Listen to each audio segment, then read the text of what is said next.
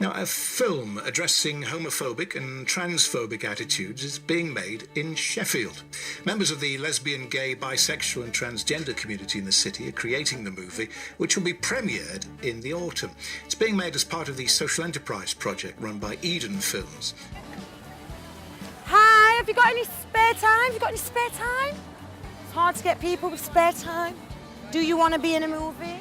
Welcome to the E.D.E.N Incubator Project. Volunteers from Sheffield's LGBT community with all levels of experience got to try out documentary filmmaking for ourselves. A whole lot of us were involved in making this film. Some on camera, some off camera, and some behind the camera.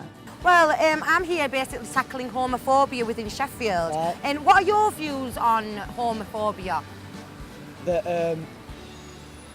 Homophobia, is that the bad attitude again? That's the bad attitude. That it shouldn't exist.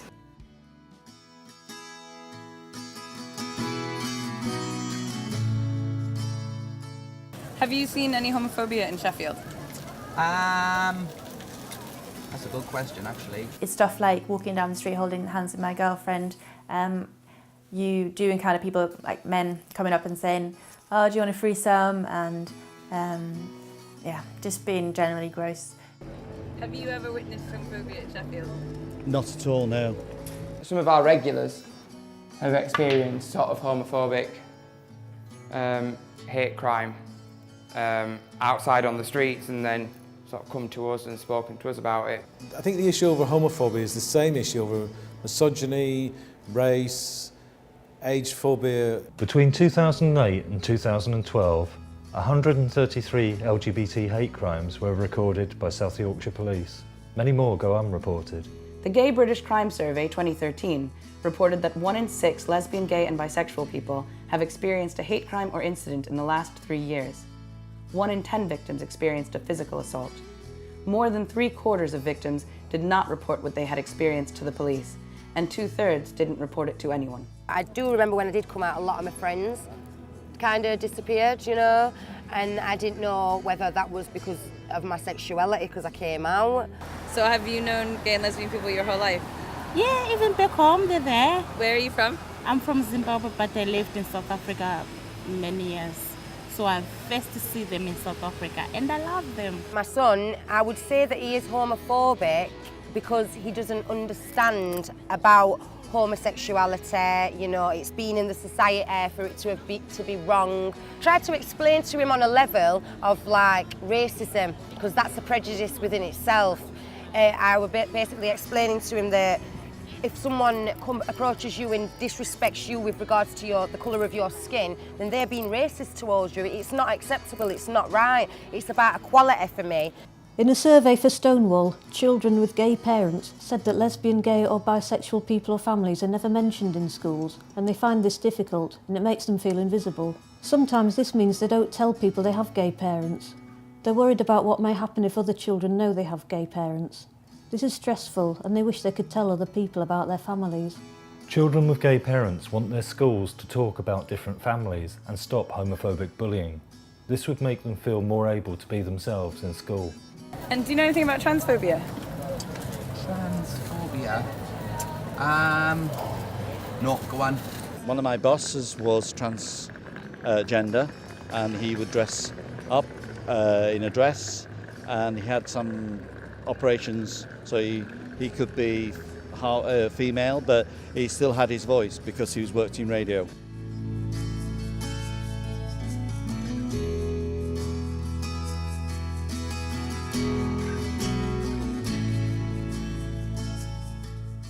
Have you got any members of your family that are LGBT? No. Family members, I have actually. One of my cousins, I think, is gay. LGBT. LGBT. I don't know what that is. LGBT stands for lesbian, gay, bisexual and transgender. This umbrella term describes people's sexual orientation or gender identity. I don't have any family members, but I have friends.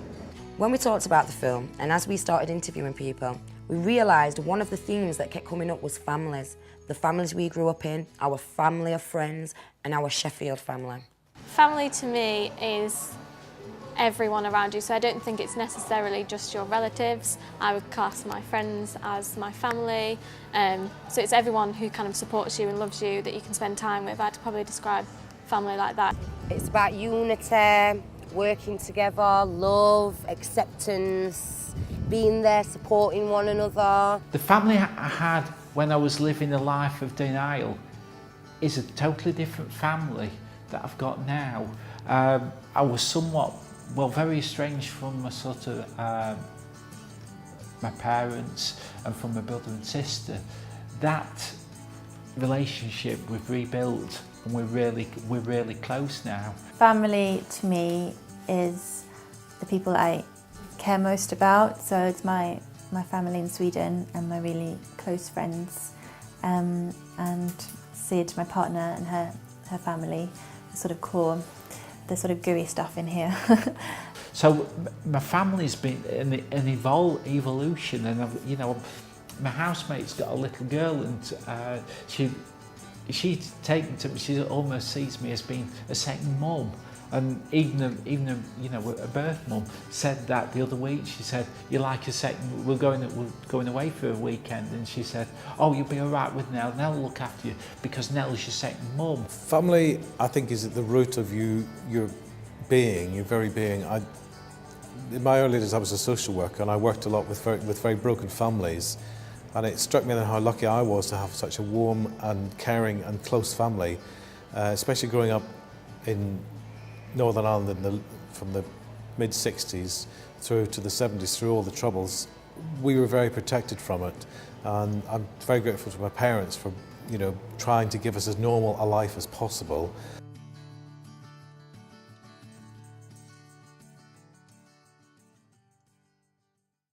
I knew that I identified as a girl, even sort of preschool, and I used to like to do things that were, you know, play with my mum and play with my younger sister and things like that. And apparently, when I did come out, my mum told me that it actually screwed my brother up because he was thinking he was going to get a younger brother.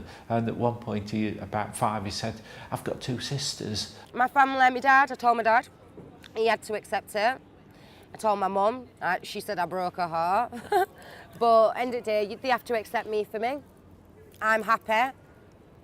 So I can remember looking at how men walked and thinking, this is how you've got to walk, because that's a male way of walking, that's a man's way of walking, and that's a girl's, and you're not walking. And I sort of used to I'm very hung up about moving my hands around and things like that, and giving I was very aware that I'd got sort of ways of expressing myself that were feminine. It became very frustrating because the more I tried to actually conform, the more it seemed to be obvious that I couldn't conform. From the age of 29, I knew myself. You know, even as a teenager, I was always in Dempsey's anyway, you know. But I never really strayed too far. But I'd always be slapping girls' butts and let me feel your tits. I don't know why, but I think it was maybe because I was bisexual. But that was my own homophobia internally for me, not being able to maybe come out because people thought I was weird already anyway because I'm loud and eccentric, so it's like, boom, you know what I mean, adding that to the equation. So I just buried it, and I just tried to conform, and I just thought I can try and get through life just by trying to fit in. Every few years it would sort of blow up in my face and I would feel really mixed up. Internalised homophobia is when an LGBT person takes in negative messages from society that there's something wrong with them for being LGBT. Even if on most levels they don't agree with that. It's something that hurts deep down. And I got married and I got responsibilities. I knew I wasn't happy. I think people knew that I wasn't happy, and in some way. And I used to say, and I used to call it the nuclear option, that I'd got, I knew that if I ever disclosed this, it would blow my whole life apart. I grew up in a really small town in the Midlands from a very working class family who hadn't got very much money. Lovely people, salt of the earth, but unfortunately weren't probably very forward thinking in terms of gay rights at the time. And my dad in particular was very homophobic, and that was quite difficult growing up knowing that your father was homophobic.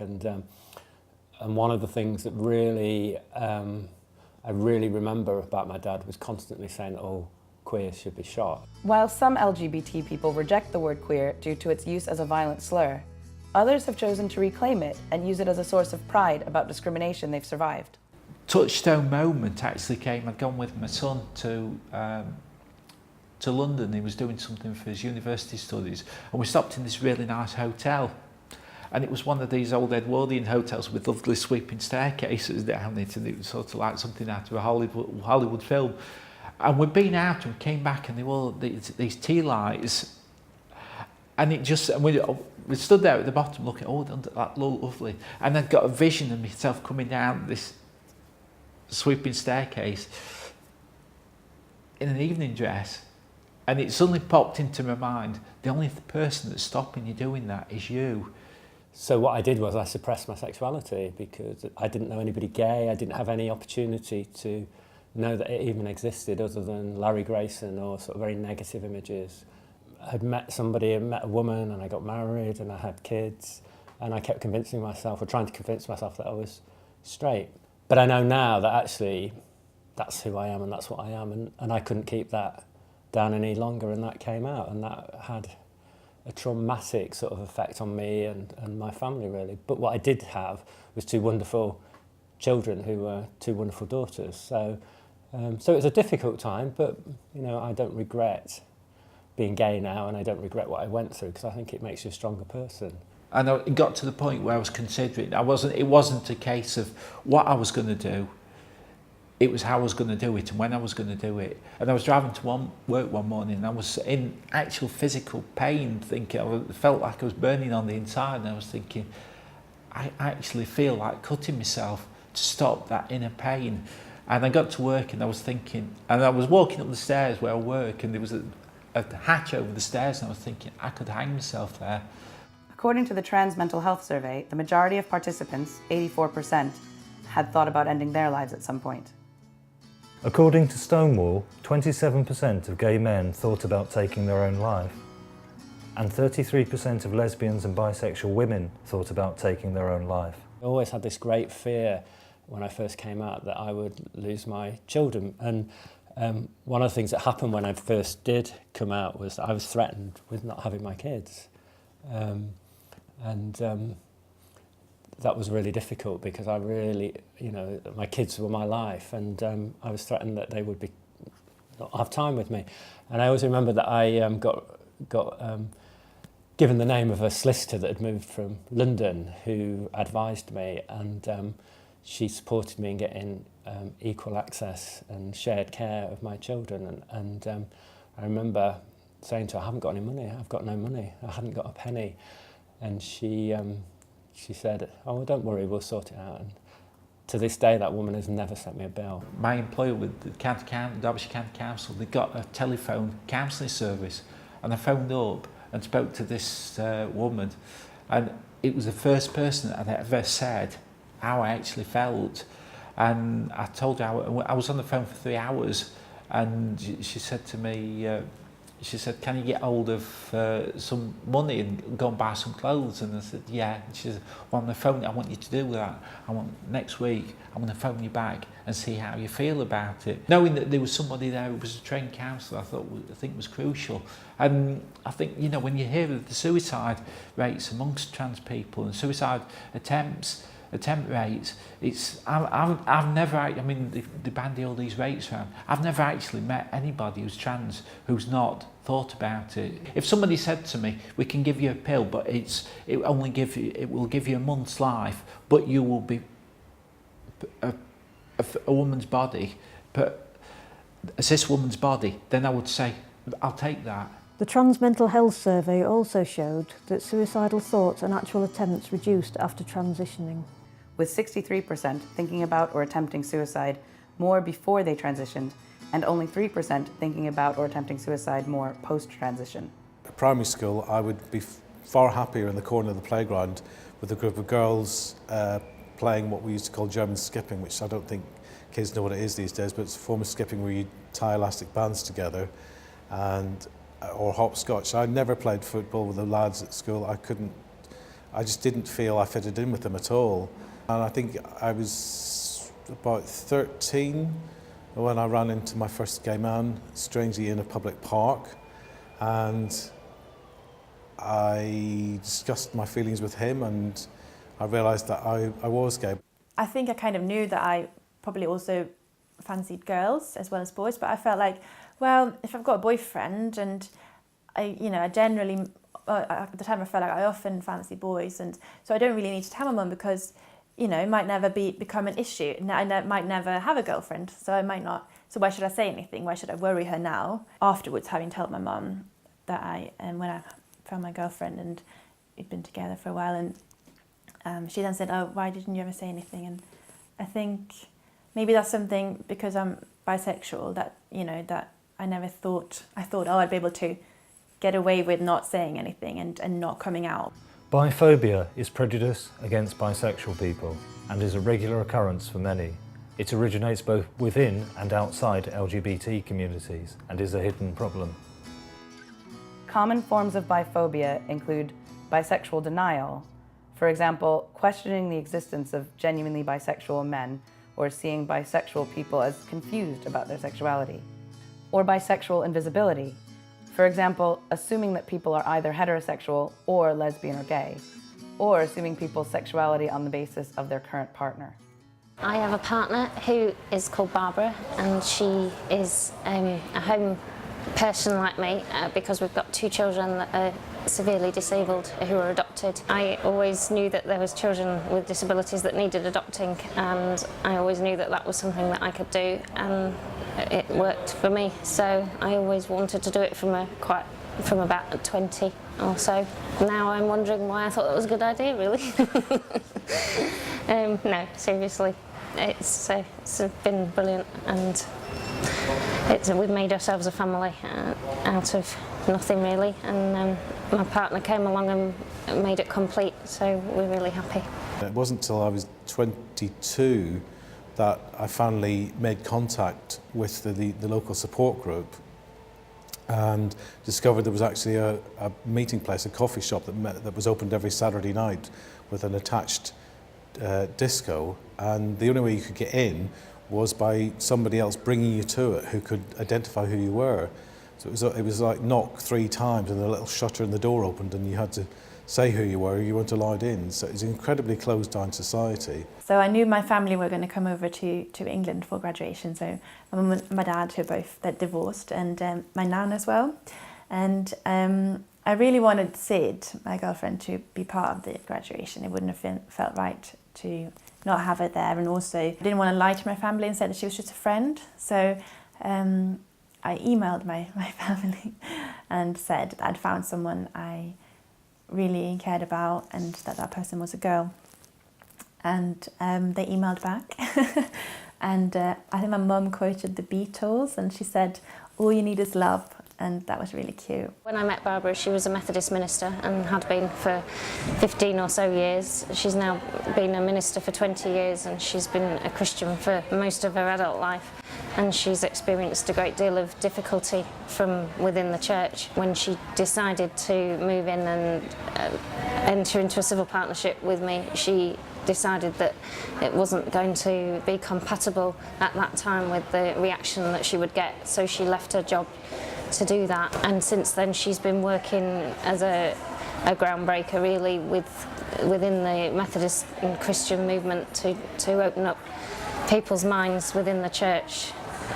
There's a great deal of homophobia residing in the church world, and she's experienced firsthand quite a lot of opposition and knows other people that have also experienced some very hurtful and destructive criticism. We've had anonymous hate calls left on our aunt's phone, and that is not unusual in her situation. I then moved into a house, and I rented the house and I sublet the rooms to other friends, and we had a housewarming party, and I met my first partner then, who was a nurse, and after about a year he decided he wanted to move to London. I still hadn't come out to my family, so I said, well, we better let our parents know. So I went to see my parents and I said, this is my boyfriend, and by the way, I'm moving to London next week. So I think it was all a bit of a shock. I don't know if this is a shock to him. I think her mother wasn't surprised. I think they knew, but they never said anything. And then I moved to London and lived there for 9 years. That first relationship broke down. I met somebody else, decided to do some travelling, got a camper van, drove the camper van to Sheffield to stay with some friends, and that was 25 years ago, and the camper van's gone and I'm still here. According to Sheffield youth homelessness charity Roundabout, 1 in 3 homeless young people are LGBT. They've been made homeless due to families' negative reactions, or have chosen to leave home because they anticipated and feared negative reactions from family. The homophobia that we've had as a family has exclusively been via the church, which doesn't paint the church in a very good light, does it? We've also experienced some wonderful people as well who've individually come to us and said how mortified they are at things that have happened. We've never had any homophobic experiences from the very many professionals involved in our lives. People continue to claim that that's what the Bible says, and it doesn't, and they draw on that all the time then and throw it back at people. We recently went to Blackpool Pride with the Liberty Church that's doing amazing work with some of the most disaffected people that are washed up on the shores of Blackpool. And Barbara was carrying a banner that said Jesus had 2 dads and he did all right, or something to that effect. And the amount of people that came up and wanted their picture taken with it, I think people feel so rejected by the church and by Christianity and feel so hurt and so unwanted. It's really shocking and horrible, but there's lots of good people out there doing amazing things, so you have to keep battling on. Then I took up diving as a hobby, went out to Egypt, and that's where I met my current civil partner, Hussein, and we've been in civil partnership, well, I met him, 10 years ago? We've been in civil partnership 8 years this September. He lives in Egypt and I live in Sheffield, and that seems to work. I applied for the internship with E.D.E.N in London. I was in Sweden after uni, unemployed, and I applied for it and I got it. So I went to stay with my friend's sofa in London for a month and did the internship, and it was brilliant. It was kind of an eye-opener really to me. I saw the potential then properly in being able to do what I always wanted to do, which was, as cheesy as it sounds, when I applied for uni, I wrote that I want to make a difference. And I think I realised that there is a chance here to do something. And I remember Jane, the editor, telling me that I really like your voice and I think it's a space for you in my magazine. And that was such a reassurance and such a great thing to hear. And that kind of really inspired me, and it still inspires me today. IDAHOT stands for International Day Against Homophobia and Transphobia. It is also called IDAHOBIT to include biphobia. It's an annual event held on the 17th of May around the world to mark the date in 1990 when the World Health Organization removed homosexuality from their list of mental health problems. Sheffield was the first city in the UK to suggest making a minute's noise instead of holding a minute's silence.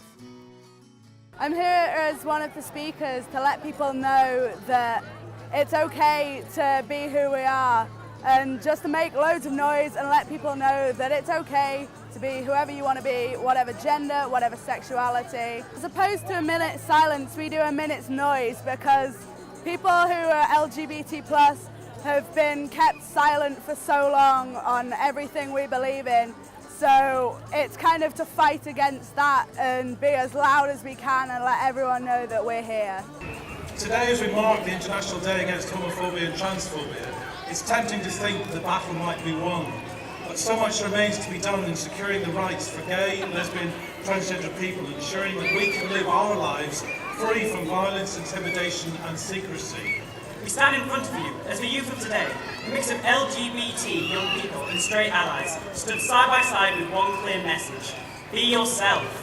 Yeah, listen, I hope you don't mind me saying, well, you will look better if, which often come from people through the years of McDonald's, shall we say, have not been kind. And the constant questions about operations, our bits, our sex lives, our tits. For too long, the LGBT community has been persecuted, discriminated against and ignored. What gives people the right to hate, dismiss us or exclude us just because we don't fit their idea of a perfect person?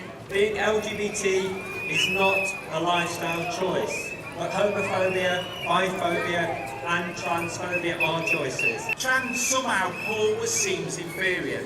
You've got Gandalf, We have Hayley Cropper. You've got Stonewall, we've got NAFO. I am proud of who I am, who we all are, and at times we must remember that we are entitled to equality and dignity. Look around you. Each and every one of us here belongs to one large family, full of unique individuals that should be cherished, not chastised. If you're in positions to make choices first, best not to. It is not good enough to assume that you know what we want and need or are willing to accept. Let nothing be about us without us. Above all, do not let the tea be silent, for we shall not let it be.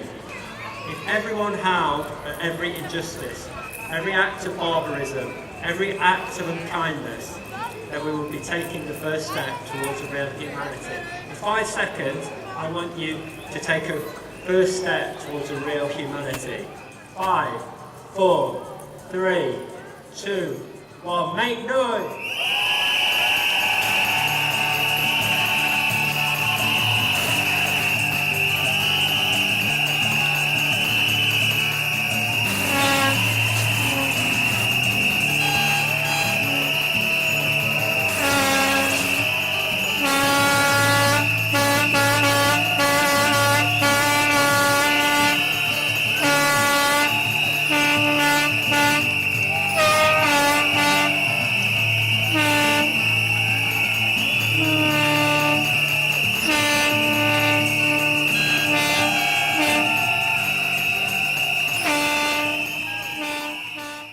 Sheffield is rated among the top 10 local authorities in England on the Stonewall Equality Index. Sheffield City Council and the Centre for HIV and Sexual Health developed the LGBT Schools Charter in consultation with local LGBT teachers and young people, and encouraged schools to become accredited challengers of homophobia, biphobia, and transphobia in education and in the community. Say It is Sheffield's charity supporting young people who identify as LGBT or who are affected by HIV. This year, Say It have won the British Youth Council's Youth on Board Award, and side by side, Say It's Peer Education Theatre Group have received the Diana Anti-Bullying Champion Award for their inspiring work with other young people tackling homophobia and transphobia. I think the good thing about Icons is with it being sort of in the heart of the city, bottom of West Street, middle of the Sheffield nightlife, it's integrating the LGBT scene more within society. For the people who have just come out or aren't comfortable in sort of crowded areas where there might be a lot of straight people, it helps to get them into that sort of routine of going out into town and going into bars where there might be a lot of straight people. Climax is our monthly LGBT club night that we run here. It's been running for about 15 years now. Recently, in the past couple of years, we've changed it to be more than just a club night by introducing Climax Online and other kind of branch events like speed dating or cheese and wine nights and quizzes. Since introducing Climax Online and the branch events, the community feel it's more of a central hub and a lifestyle. So it's a really good way to kind of engage the community together a lot more. I moved here and I met friends, people who were out gay and who took me to these gay nights. I was just surrounded by all these people who again and again sort of reassured me that it was fine and it was a good thing to embrace who you are and who you love. In that sense, I suppose you could talk about it being an LGBT family, and I think that is really important. Some of the older generation will take the young ones under their wing who are a bit scared or are a bit unsure about what to make of the gay scene. They're the ones who will help them make them feel more welcomed. I mean, we play a part of it to some degree. I mean, myself, I can talk for England to anyone. And my staff are really good at making people feel really, really welcome. And it's that little bit of taking extra care to help people who have only just come out or are a little bit wary of going out on the gay scene for the first time. It's about helping them feel more safe and secure within sort of a community that's more like a family. But sometimes I think it can be good to just have that reassurance of other friends who feel the same, and you can talk to them about these feelings, and you can go through these things with them. You can go to a bar and try and flirt with a girl and be completely dismissed and think, oh, okay, well, and, you know, and they're there for you, and they. I still think there is a massive need for an LGBT night, as it is such a safe space for people to come who are new to the scene or don't really know how to meet other people, who maybe feel a bit intimidated in other crowds. For me, I always say, running an LGBT club night, you're not attracting an audience who like that type of music, you're attracting an audience that has something in common with each other, and that's important to kind of bring them together for that reason. With climax especially, the family culture, people don't tend to feel homesick as much because they've got someone else who's got that in common with them and they can talk to, and more often than not, the more people you talk to, they might have had the same experiences and stuff, so it's quite good to like story share with them, I suppose. I want to do as much for the gay community as I can. I've always said that my aim isn't to make profit at Icons. I don't mind if I break even for the rest of my life, as long as I'm giving something back and giving people that place to feel safe where if something does happen out on the streets, they know they can come to us for sort of support and knowing that we'll help them. I'd rather have that for the rest of my life and make no profit for myself than have thousands in the bank and not give a damn about people. Not LGBT yourself?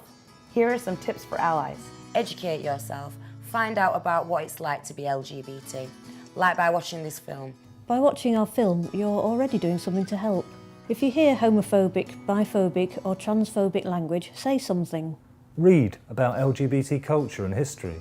If you don't know someone's gender, ask them what pronouns they prefer to use and respect that. Once trans people come out, they make too many marks in the social snow to go back in again. So it is, and I call it jumping off a cliff. You're not sure how far you're going to fall and what the landing's going to be like, but you sure as hell know that you can't climb back up again. It's the casual abuse that I think people say things without realising what they've said.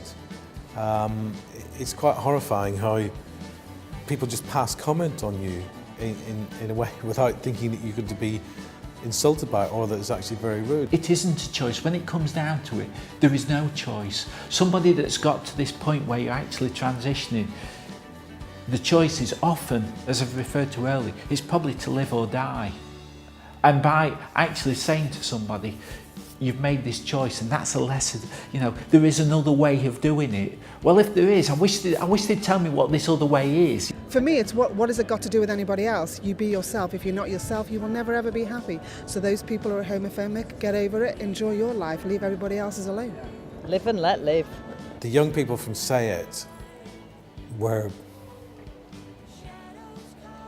Well, I looked up and I thought, that's our future. I'm so proud that we've got young people in the city who are able to come out and say they're lesbian, gay, transgendered, bisexual, and they're not afraid to stand up and say it, and they're not afraid to stand up and say it in public.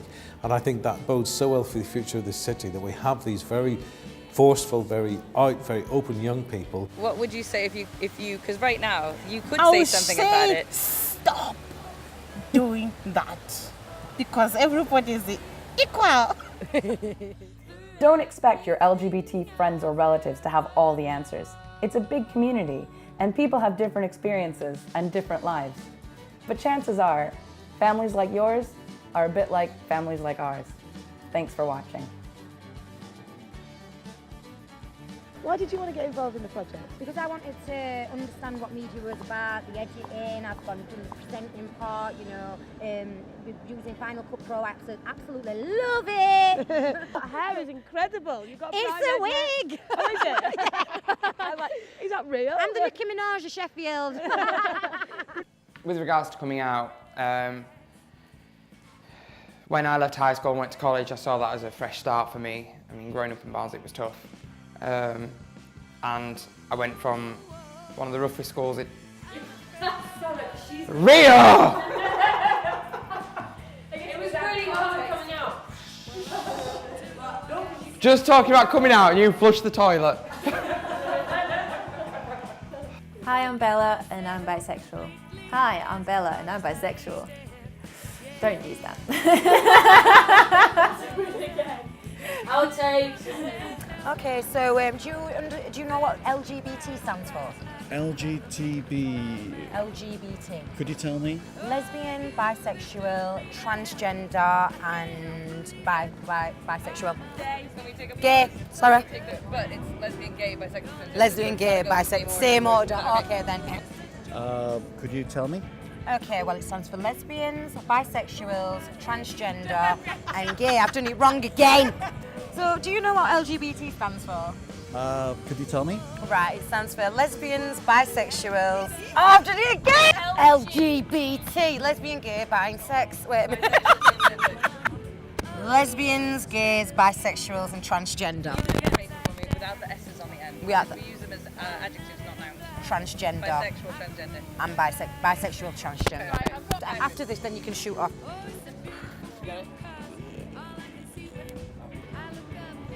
Do you know what LGBT stands for? Could you tell me? It stands for lesbians, gay, bisexual, and transgender. Right.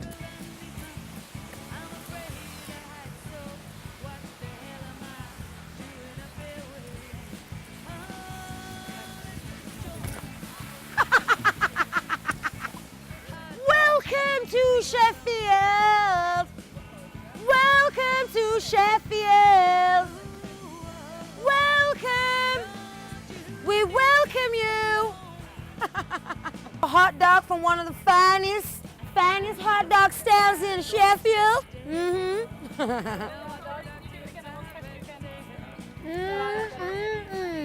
Thank you, my sir. Hey, madame. Get your mum drinking a cocktail. Yeah, for real. Hello? It's really been very difficult doing this filming because, you know, like, I really couldn't stand working in this industry, you know, it's very difficult. Thank you very much.